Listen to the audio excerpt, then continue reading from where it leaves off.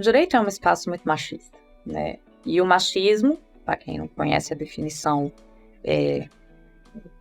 ali com rigor científico, o machismo é a ideia de que o homem é um ser superior exclusivamente porque ele é homem. Né? Então, o homem é superior à mulher porque ele é homem. Bom, acho que vamos começar aqui pelo direito do trabalho, né? Acho que a primeira coisa seria redução formal da carga horária de trabalho. E aí é um aspecto jurídico, porque a gente está falando de direito do trabalho formalmente mesmo, né?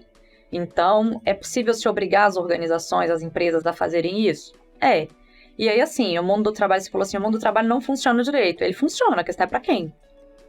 Funciona, para alguém tá funcionando super bem, porque tá sendo mantido. Se não funcionasse, né? Essa é a pergunta, para quem funciona bem? Se não funcionasse, não seria mantido desse jeito. Então, nós precisamos de uma redução da carga horária de trabalho. Senão, a gente não chega em...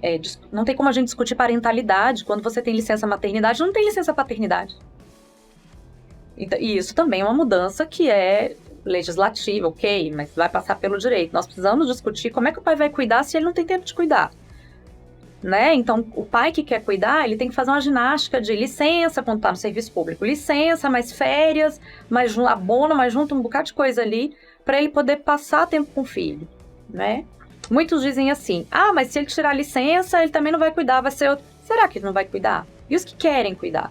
Porque como a gente está trocando pneu com o carro andando, a gente vai ter que se sujeitar a certas experiências.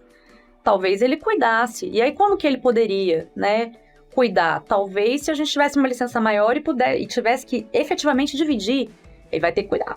Tem uma criança só ali, ele vai precisar cuidar, né? Talvez a gente precisasse repensar aí, né, do ponto de vista, falar agora do direito da família, a forma como a gente percebe o pai que não cuida e a mãe que não cuida. O pai que não cuida, ele não é penalizado. Não é penalizado. Então, a gente fala, hoje a regra é guarda compartilhada, certo? Mas o que eu vejo acontecer? E aí nós vemos isso em contexto clínico. As mulheres chegam esgotadas no último nível. Porque a guarda compartilhada, né, não preciso explicar porque quem está assistindo é do direito, mas não se trata de tempo, se trata de responsabilidade sobre.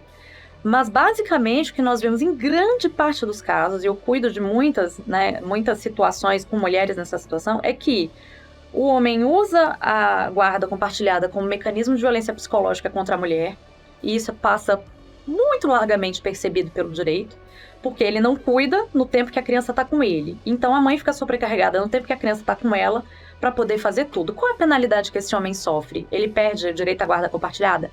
Não perde. Não perde. Nós não vemos isso nos casos, né? O juiz chama esse homem e dá-lhe um se situa? Não vai chamar. Não vai acontecer. Então, como que o direito poderia contribuir? Fazendo o que a gente chama na ciência de giro epistemológico, é olhar de um outro lugar, né? Esse homem está cumprindo a guarda mesmo? Do jeito que está sendo, porque é tomada de decisão e também é o cuidado? Então, a gente vê assim, fica metade do tempo com a mãe, fica metade do tempo com o pai.